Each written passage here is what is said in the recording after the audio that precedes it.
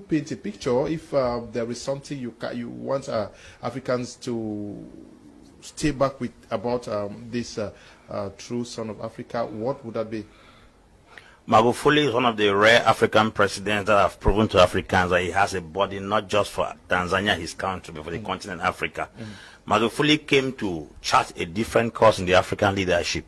Magufuli came to decolonize the mind of most African leaders and to give them the understanding that African leaders can manage things for themselves.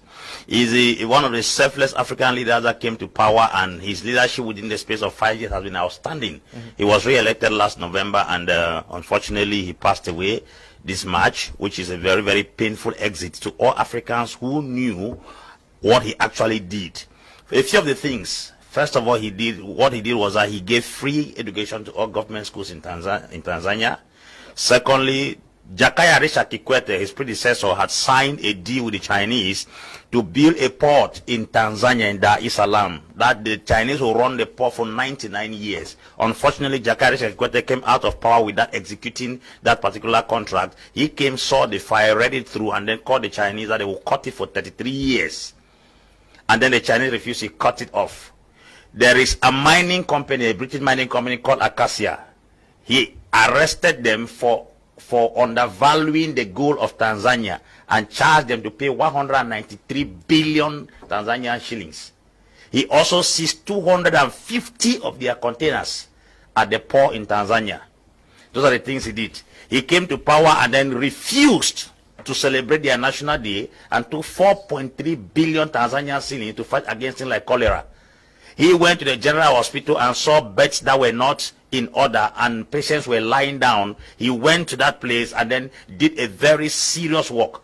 He suspended all international trips for ministers, and then the tax exemption on ministers in his country was suspended. Those were the things he did that revamped the economy, and Tanzania moved into a middle income economy. If you look at the kind of work he did within the short period of time he came to power, it's a call for concern that truly Africa has resources. We keep saying that Europeans have come to Africa and exploited us. Let us say they took 70% of our resources. Can't we manage the remaining 30% to rise back to 100%? If at all the little that Tanzania had, he was able to manage it. Because if you look at it, a short period of time, 5 years, he was able to drag Tanzania into the middle income economy. And he also refused the intake of the vaccine and insisted that they should deal with local drugs. Recently, WHO insisted that he should give the reports of the number of COVID-19 cases in the country, because the last report was 509 cases that were in the country, I think about 22 deaths. Now he refused, he has stopped it. And then he never traveled out of the country to Europe. He died in Dar es Salaam, one of the hospitals there, Richard Kikwete Medical Foundation. If you put all this together, you realize that the cost he reduced in the nation was what boosted the economy. He constructed bridges, he constructed roads, he did a lot of jobs in terms of infrastructure within 5 years, and he was re-elected last year, and then now he had 5 years again to go. The parliament had sat down already, negotiated for him to go in for a third term in office. He refused in advance. That's democracy. A selfless leader who has taken a short period of time is to tell us that Africa does not lack resources. That was the same thing that Thomas Sankara came in Burkina Faso in 1987. In a short period of time, he brought the Burkinabés to a position of understanding that they could wear the fabrics that came from Burkina Faso. He boosted up the production of wheat and cotton, and he refused.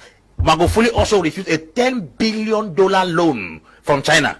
I remember. $10 billion loan from China. If you look at now, our presidents in other countries are rushing to go and collect loans from China, while an African president has a different ideology. Now, those who borrowed loans from China are indebted. They have never even gone up. He refused loan and took the country into a mediocre economy. So the devil that is killing the bean seed within the bean seed. There is no colonial power tormenting Africa. There is this notion that colonialism has killed us. I think that what they left for us as remains, if it is properly managed. How do you explain that a minister would steal 193 billion?